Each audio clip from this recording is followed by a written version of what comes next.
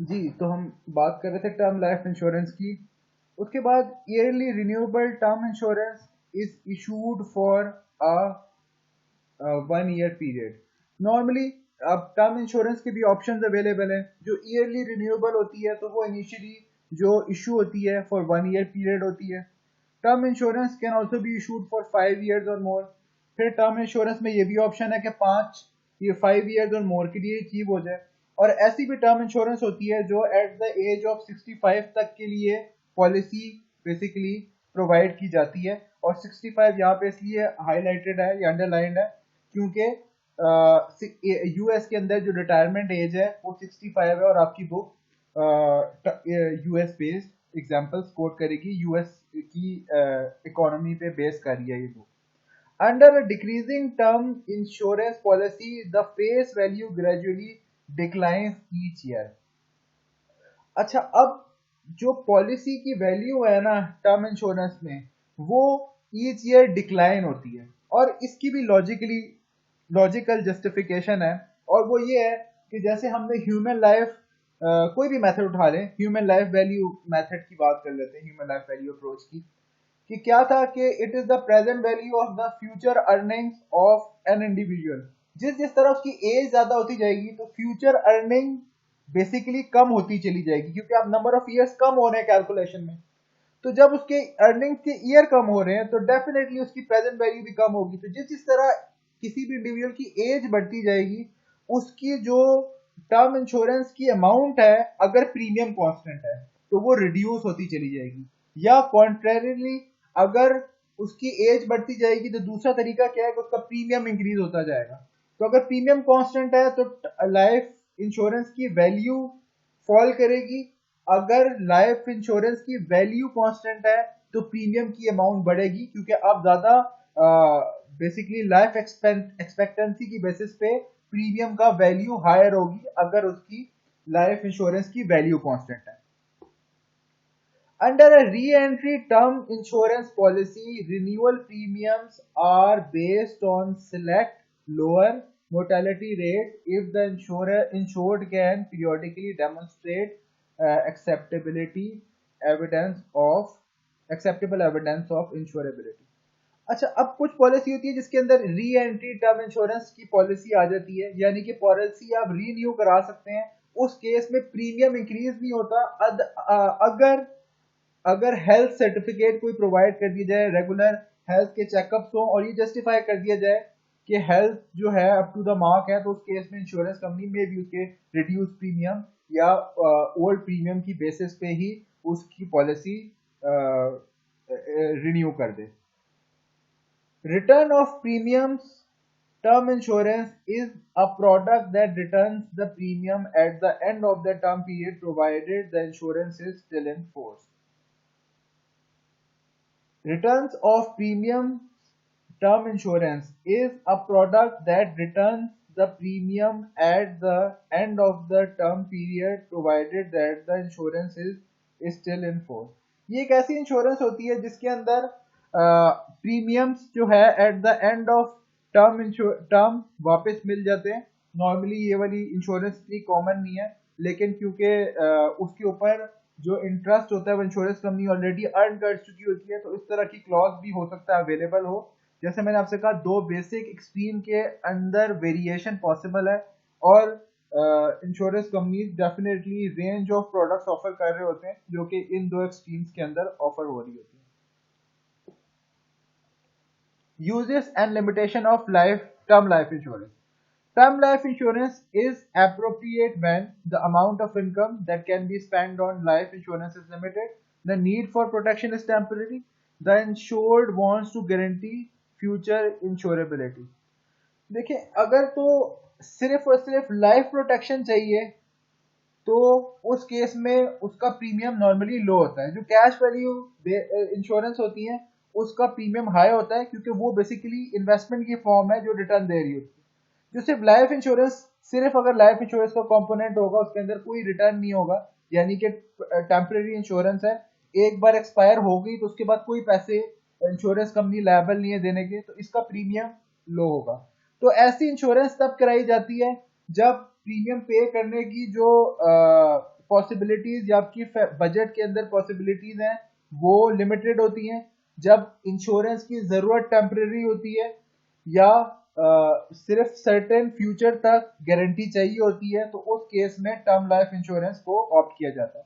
However term insurance premium increase with age at the increasing rate and eventually reach prohibitive level. Term insurance is inappropriate if you wish to save money for a specific period. जैसा मैंने आपसे कहा कि term insurance cash पैसे save करने के लिए नहीं है, बल्कि it's a life insurance, it's a pure form of life insurance.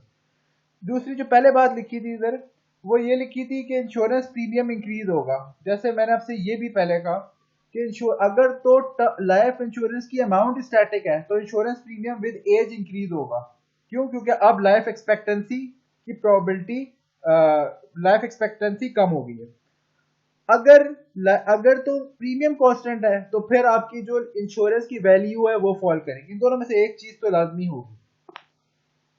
ये एक डेटा चार्ट है, एग्जिबिट है, जो ये शो कर रहा है कि $500 की अगर टर्म लाइफ इंश्योरेंस पॉलिसी आप की जाए तो आप देख सकते हैं कि जैसे जैसे एज बढ़ रही है उसका प्रीमियम भी बढ़ रहा है। अगर आप कर्सर को देखें तो जैसे जैसे एज बढ़ रही है, किसी भी लेवल पे आप चले जाएं, चाहे वो, क्योंकि यूएस के अंदर प्रैक्टिस है मेल और फीमेल के जो बेसिकली प्रीमियम के रेट होते हैं वो डिफरेंट होते हैं।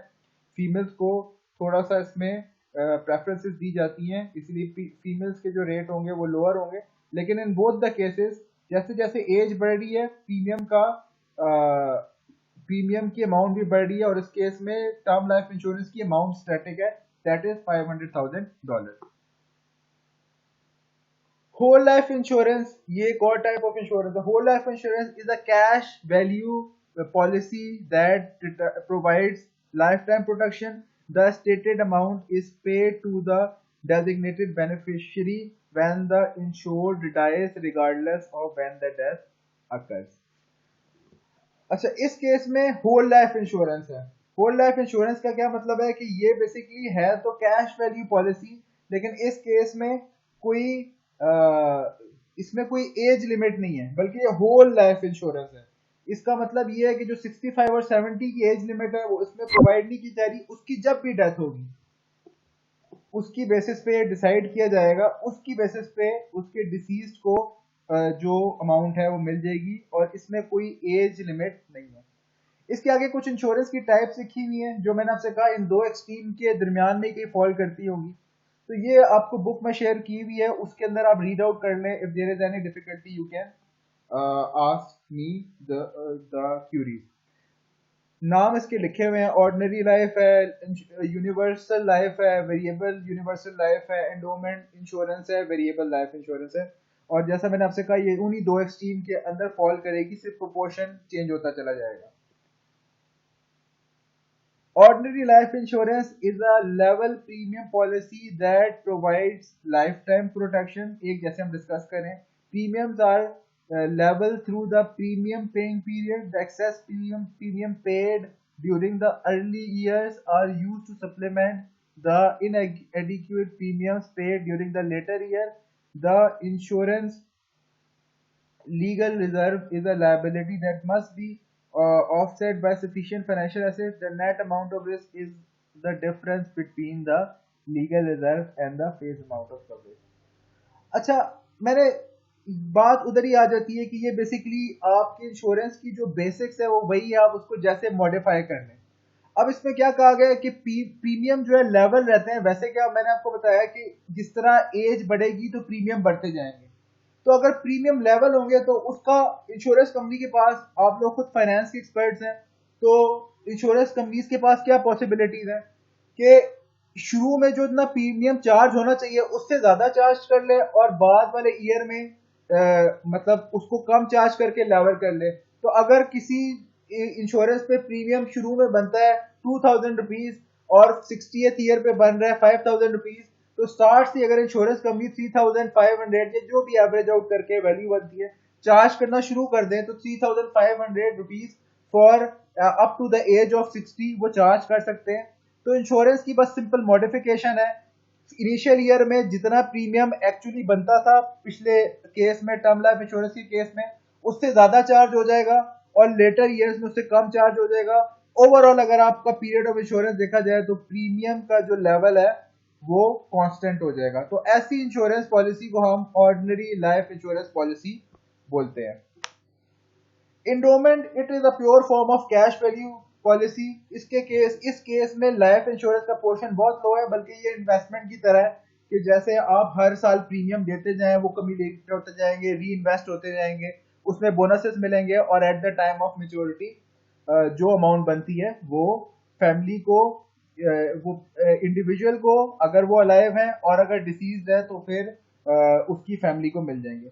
Endowment insurance pays the face amount of insurance if the insurance dies within the specified year. If the insurance is still alive at the end of it, the amount is paid to the policyholder. Endowment insurance accounts for less than 1% of the life insurance in force. Endowment में होता क्या actually, endowment में एक amount decide हो जाती है। For example 20 years की insurance है और 100,000 जो है हर ईयर पे करने हैं। तो अगर तो जिसकी इंश्योरेंस है वो विद इन दैट पीरियड उसकी डेथ हो जाती है, तो जो 20,000 मे बी 2 मिलियन 20 लाख जो है एक कवर अमाउंट है जो कॉन्ट्रैक्ट में लिखी होगी, वो चाहे पहले साल में उसकी डेथ होती है या 18th ईयर में डेथ होती है, उसको उसकी फैमिली को 20 लाख रुपीस मिल जाएंगे। अगर 20 इयर्स तक वो अलाइव रह जाता है तो फिर उसको वो मतलब उसकी अमाउंट को जो कम्युलेट करके री इन्वेस्ट करके जो टोटल अमाउंट बनती है वो उसको तब मिल जाएंगे जब जो भी उसका पीरियड है 10 इयर्स 15 इयर्स या 20 years. So this was again a cash value policy जो कि आपको at the time of maturity return के साथ कुछ पैसे मिल रहे हैं। अच्छा, लाइफ इंश्योरेंस की बातें यही तक थी, और basically life insurance policy country to country differ करती है। ये जो पॉलिसीज है इनमें से सारी की सारी पाकिस्तान में नहीं होंगी, बल्कि शायद पाकिस्तान में जो पॉलिसीज की टाइप हो वो डिफरेंट हो, लेकिन बेसिक लाइफ इंश्योरेंस का यही था। इन लेक्चर्स में जो लाइफ इंश्योरेंस का लेक्चर था उसमें हमने डिस्कस किया कि बेसिकली लाइफ इंश्योरेंस कराई क्यों जाती है, प्री मेच्योर डेथ क्या होती है, उसकी वजह से फाइनेंशियल एक्चुअली लायबिलिटीज क्या बनती हैं। फिर हमने देखा फैमिली स्ट्रक्चर वाइज किस फैमिली पे कितना इफेक्ट आता है प्री मेच्योर डेथ का। फिर हमने देखा कि लाइफ इंश्योरेंस कराने के लिए कितनी अमाउंट की करानी चाहिए, उसके लिए मेथड्स क्या अवेलेबल है, और फिर हमने प्रैक्टिकली देखा कि लाइफ इंश्योरेंस की पॉलिसीज किस तरह हो सकती है। तो लाइफ इंश्योरेंस से रिलेटेड जो डिस्कशन थी वो यही तक थी। अगर कोई क्वेरी हो तो you can ask me in the class.